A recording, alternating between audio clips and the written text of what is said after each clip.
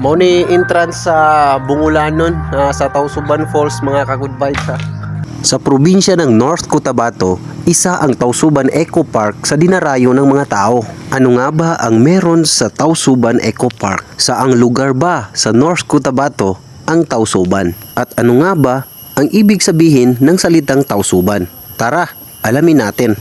Ang Tausuban Falls ay matatagpuan sa Barangay Bungulanon, Magpet, North Cotabato. Dinarayo ito ng maraming tao dahil sa taglay na itong ganda, preskong hangin at malamig na tubig. Bukod dito, di mo na kailangan maglakad ng malayo dahil malapit lang ito sa kalsada. Base sa pananaliksik, nalaman ko na kapag naligo ka dito ay hindi lamang discomfort sa katawan mo ang nababawasan, kundi pati ang utang at problema mo.